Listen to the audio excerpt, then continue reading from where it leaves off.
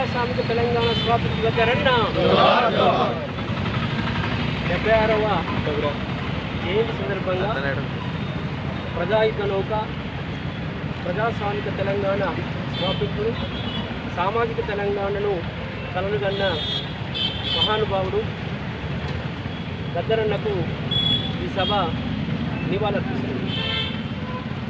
హుస్నాబాద్లో అతిపెద్దదైన Asia ఖండంలోని అతిపెద్దదైన 2వ అమర స్తూపము ఉన్నది అంటే దానిలో గద్దరన్న కనబడుతూనే ఇంద్రవెల్లి కొండల్లో దండు పుట్టింది నేస్తమారావా అంటే అక్కడ మన గద్దరన్నే కనబడుతుంది. ఇదొక్కటే కాదు, భారతదేశ వ్యాప్తంగా అన్ని ప్రాంతాల లోపల ప్రజా అమరులు తెలంగాణ అమరుల స్తూపాల లోపల మన గద్దరన్న జ్ఞాపకాలే ఉంటాయి, గద్దరన్న ఆశయాలే ఉంటాయి. ఈ గద్దరన్న గురించి చెప్పుకోవాలంటే ఇది ఉరవని చరిత్ర. నిజంగా అట్టడుగు అగాధాల నుంచి గనుల నుంచి పొడవళ్ళ నుంచి చెలకలు చేళ్ళ నుంచి కష్టజీవులు కమ్యూనిజంలోనికి వస్తారు. ఆ రకంగా ఆ మహానుభావుడు కమ్యూనిజాన్ని ఇస్తున్నారు. గద్దరన్న లక్ష్మమ్మ శేషయ్య దంపతులకు 1949 జనవరి 31 అని చరిత్రలో ఉంది. ఒక రకంగా మళ్ళీ 1948 అని కూడా చదువుకుంటున్నాం. జన్మించడం జరిగింది. ఉమ్మడి మెదక్ జిల్లా సుప్రాన్ గ్రామంలో కూడా జన్మించడం జరిగింది. గద్దరన్న ప్రభావం మొత్తం కూడా పేదల సమస్యలు, పీడిత తాడిత ప్రజల వైపున పోరాడడం జరిగింది. నిజంగా ఇలా అన్న తండ్రి శేషయ్య అంబేద్కర్ ప్రభావం బాగున్నది శేషయ్య పైన. అందుకే తన కొడుకును బాగా చదివించాలి, ఉన్నత చదువు చదివించాలనే కోరిక కొద్దీ ఇంజనీరింగ్ చదివించింది. ఇంజనీరింగ్ చదువుతూనే తనకున్న ఆసక్తి, పాటల పట్ల ఆసక్తి, ఫలించే పాట పుట్టింది అనే సంస్కృతిని నెలకొల్పాలనే ఉద్దేశం కొద్దీ ఆ పాటలపై ఉన్న ఆసక్తి అనేది ఒక సంస్థ నెలకొల్పడానికి దోహదపడింది. చదువు అనేది ఎంత దోహదపడుతుందో అనేది తిలకని చెప్పింది. ఒక 1000 ఎకరాల భూస్వామి అయిన బాబు నిర్మాత నరసింహరావు గద్దరన్న అందరూ కలిసి 1970వ సంవత్సరం లోపల హైదరాబాద్లోని హల్వా లోపల ఆర్ట్స్ లవర్స్ అనే ఒక సంస్థను స్థాపించడం జరిగింది. తర్వాతి క్రమం లోపల అదే జననాట్య మండలిగా పరిణామ క్రమం లోపల మారింది. ఆ తర్వాత కొన్ని సంవత్సరాలు కెనరా బ్యాంక్ లోపల క్లర్క్గా పనిచేసి ఆ తర్వాత మరి పీడిత తాడిత ప్రజల సమస్యను సాధించడానికి పరిష్కారం చేసే దిశలో కూడా అదేవిధంగా ప్రజా చైతన్యానికి దిశగా ఉన్నదే భూమి సమస్య.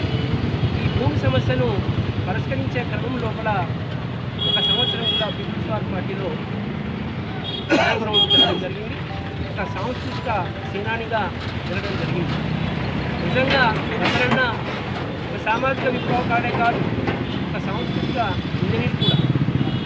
ఆ రకంగా గద్దరన్న ఈరోజు ఇంద్రవెల్లి అంటే మన ముఖ్యమంత్రి రేవంత్ రెడ్డి గారు ఫిబ్రవరి 20వ తారీఖున ఇంద్రవెల్లికి వెళ్తున్నాడంటే దాని వెనుక ముఖ్యమైన పాత్ర గద్దరన్నది. అంటే ఈరోజు గద్దరన్న ఒక తెలంగాణ ప్రజలనే కాదు, భారతదేశ సమాజాన్ని కూడా చైతన్యం చేసిన మహానుభావుడు గద్దరన్న. ఈ గద్దరన్న గురించి నిజంగా నాకు చాలా అనుబంధం ఉంది. మన కాలేజీ విజ్ఞాన కాలేజీకి ఎప్పుడు కూడా వస్తుండేవాడు. మేమందరం కూడా తెలంగాణ ప్రజా పరిషత్ లోపల పనిచేసాం.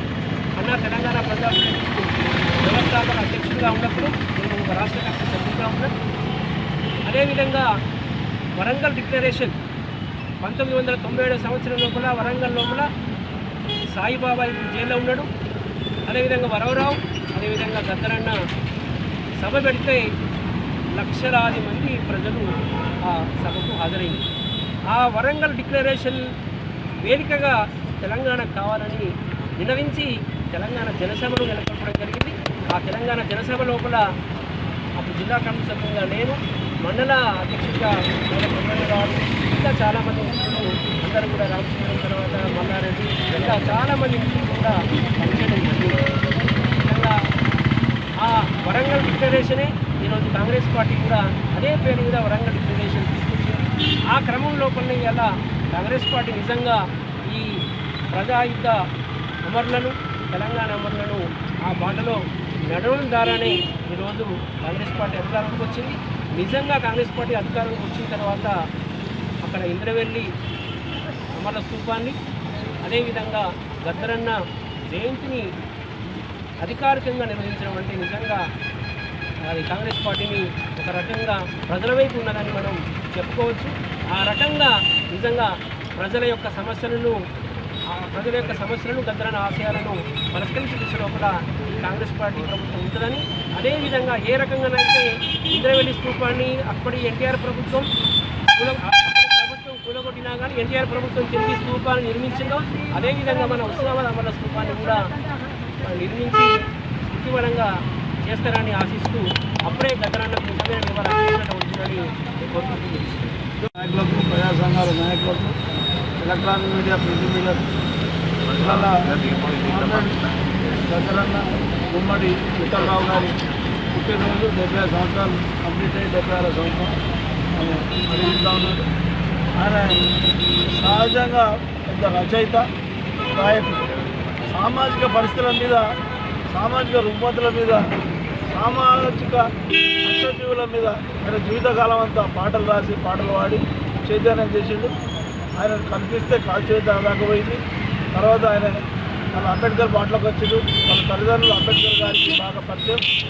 ఔరంగాబాద్లో తల్లిదండ్రులు ఉన్నప్పుడు అక్కడ అంబేద్కర్ గారు మిలిందా కాలేజీ, ఇప్పుడు డాక్టర్ అంబేద్కర్ యూనివర్సిటీగా పేరు మార్చారు మహారాష్ట్ర ప్రభుత్వం. ఆయనతో వీళ్ళ తల్లిదండ్రులు పరిచయం ఉంటే మళ్ళా ఈ ప్రజాస్వామ్యాన్ని కూడా ఒప్పుకున్నాడు. ఇంతకుముందు ఏదైతే కమ్యూనిస్టు సిద్ధాంతాలు చైనా, రష్యా విధానాలు ఉండాలని, ఈ ప్రజాస్వామ్యంలో సామాన్యులకు విలువ ఉండదని, సామాన్యంలో పద్ధతులు ఉండదని నమ్మిన సిద్ధాంతాన్ని నమ్ముకొని చాలా ఇబ్బందుల పాలైండు. వాస్తవంగా చెప్పాలంటే అన్ని లక్షల మైండ్లను కదిలించాడు. ఆయన చేయబట్టే వామపక్ష ఉద్యమం కూడా ఉవ్వెత్తున లేచింది. తర్వాత ప్రభుత్వాలు కూడా తెలివిగా కాంగ్రెస్ కానీ లేకపోతే టీడీపీ కానీ అన్ని చర్చల పేరు మీద అవి చేసి ఆ ఉద్యమాలను కూడా అణచివేశారు. ఏదేమైనా కేసీఆర్ ఒక దొంగ దీక్ష పడితే ఖమ్మంలో ఆయన ఒక్కరోజు 2 రోజులకే ఆయన మంచినీళ్ళు నిమ్మనీళ్ళు తాగిండు. తాగితే మళ్ళీ ఆ ఉద్యమాన్ని భుజానికి చేసుకుని ఉస్మానియా యూనివర్సిటీలో మన ఆ ఉద్యమాన్ని కాపాడితే 2014లో తెలంగాణ వచ్చింది. ఆయన ఏదో చేస్తాడు అని తెలంగాణకు ఆయన నమ్మి ఆయన విడుదల ముఖ్యమంత్రి చేస్తే ఈయన 3 గంటలు ఆయన ప్రగతి భవన్ కూడా కూర్చుంటే కూడా ఇంటర్వ్యూ చేయలేదు. ఆనాటి నుంచి చనిపోయేంత వరకు ఈ ప్రభుత్వం టీఆర్ఎస్ ప్రభుత్వానికి వ్యతిరేకంగా మాట్లాడిండు. ఆయన కేసీఆర్ ఎక్కడ పోటీ చేస్తే అక్కడ పోటీ చేస్తా అని అన్నాడు. తర్వాత కొంచెం ఆరోగ్యం ఖరాబ్ అయితే హాస్పిటల్ తీసుకుపోయి హాస్పిటల్కి వెళ్ళి చాలామంది అంటారు ఇప్పుడే ఆయన మళ్ళీ శివమయ్య బయటకు వచ్చాడు. ఆయన మీద 1997 ఏప్రిల్ 6వ తారీఖున కాల్పులు చేశారు. మళ్ళా ఆగస్టు 6 పోయిన సంవత్సరం 2023లో ఆయన చనిపోయాడు. 2 ప్రోగ్రాంలు కూడా ఈ సంవత్సరం మనం చేసుకునేది ఉంటుంది. మన మిత్రుడు మన వీరాన్ అన్నట్టు, సంపత్ అన్నట్టు మన ఈ ఊరికి, ఈ ప్రాంతానికి గద్దరన్నకు చాలా సంబంధం ఉంది. ఏషియాల పెద్ద స్తూపం ఇక్కడ కట్టారు. దాని ఇనాగ్రేషన్కి వచ్చాడు. మధ్యలో ఎన్నోసార్లు ఈ ఊరికి వచ్చాడు. తర్వాత వీరన్నకు, మోరన్నకు చాలా పరిచయం ఉన్నాడు. మేము దగ్గరికి వెళ్ళి చూసినాం కానీ మాకు పరిచయం లేకుండా ఈ ప్రాంతం అంటే ఆయనకు బాగా ఇష్టం. ఏదైతే వరంగల్ డిక్లరేషన్లో ఈ ప్రాంతంలో గౌరవల్లి గండిపల్లి పర్యటన కట్టాలని దాని డిమాండ్ ఉండే అది దొంగ కట్టలేకపోయాడు. కానీ ఇప్పుడు ప్రభుత్వం కట్టే ఆశ ఉన్నది. దీని మీద ఇవాళ మన ఎమ్మెల్యే గారు, మన మంత్రి గారు, ఉన్న ప్రభాకర్ గారి సూచన మేరకు గద్దరన్న పుట్టినరోజు అఫీషియల్గా చేయాలని ఒక జీవో ఇచ్చారు. ఆయన విగ్రహాన్ని కూడా డాక్యుమెంట్ మీద పెట్టడానికి నిర్ణయం చేశారు. రేపు ఎల్లుండి ఇంద్రవెల్లి మన ముఖ్యమంత్రి గారు పోతా ఉన్నాడు. అక్కడ సభ అటెండ్ అవుతారు. రాబోయే రోజుల్లో గద్దరన్న పేరు మీద హుస్నాబాద్లో వచ్చే మెడికల్ కాలేజ్ కానీ దేనికైనా ఆయన పేరు పెట్టాలి, లేకపోతే ఆయన పేరు యూనివర్సిటీ పెట్టాలి, విగ్రహం కూడా స్థూపం దగ్గర పెట్టాలి, లేకపోతే ఇక్కడ ఎక్కడైనా పెట్టాలి. ఆ స్థూపాన్ని కూడా పునర్నిర్మాణం చేయాలి. ఇక్కడ ఆయన పేరు మీద ఆనాడు ఉద్యమకారులు ఏదైతే ఆ జాగున్నదో అది ప్రభుత్వం కొనాలి. తప్పు కాడికి ఏది అవసరం లేదు. కాకపోతే ఆ పట్టదారులకు వెళ్ళి న్యాయంగా ఏం జరుగుతారో అది ఇచ్చి కొనాలి. భవిష్యత్తులో ఈ ఊరు అవసరాలకు ఈ ఆర్డీఓ అవసరాలకు అవి ఉపయోగించాలి. ఆడ స్టేడియం కట్టాలి, దాన్ని కూడా గదిలోనే పేరు పెట్టినా తప్పలేదని, లేదా అమరవీరుల పేరు పెట్టాలని దీన్ని ఉద్యమకారులు కూడా ఆలోచించి కన్సిడర్ చేయాలని. తర్వాత ఇలా చైనాల రష్యాల వాళ్ళు అక్కడ పుట్టిన కానీ ఇక్కడ జెనెట్స్కి అక్కడ ఉన్నటువంటి షిప్పింగ్ కానీ జీవితకాలం అధ్యక్షులైన అంటే ఆడ కూడా నియంత్రణతో వచ్చింది. ఇక్కడ లెవెల్ డెమోక్రసీ పద్ధతులు ఏదైతే అంబేద్కర్ గారు నమ్మారో మీరు కూడా ఆలోచించుకొని ప్రజలను చైతన్యం చేయరు. ఓటుకు చాలా విలువ ఉన్నది. అది తల్లిదండ్రులకు వాళ్ళందరికీ దూరమై ఇటు చంపుకోండు అటు చంపుకోండు ఇది కరెక్ట్ కాదేమో నా వ్యక్తిగత అభిప్రాయం చెప్తాను. దానికి ఆలోచించమని చెప్తాను చెప్పి అందరు వచ్చి ప్రజాస్వామ్యాలు అంబేద్కర్ గారి ఆలోచనతో ముందు పోయి మీరు అనుకున్న రాజ్యం తేవాలి, కానీ అది ఓటు ద్వారానే అవుతుందేమో అని అలాంటి అమాయకులకు కొంచెం అభిప్రాయం ఉంటుంది.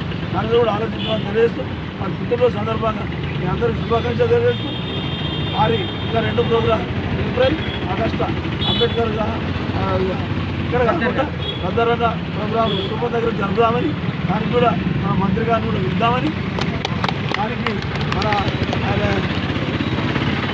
శ్రీకాంతాచారి తల్లిని కూడా పిలిచి శంకరమ్మను పిలిచి ఇక్కడ ఆనాడు ఉద్యోగంలో పనిచేసిన వాళ్ళందరినీ పిలిచి పార్టిసిపేట్ చేద్దాం.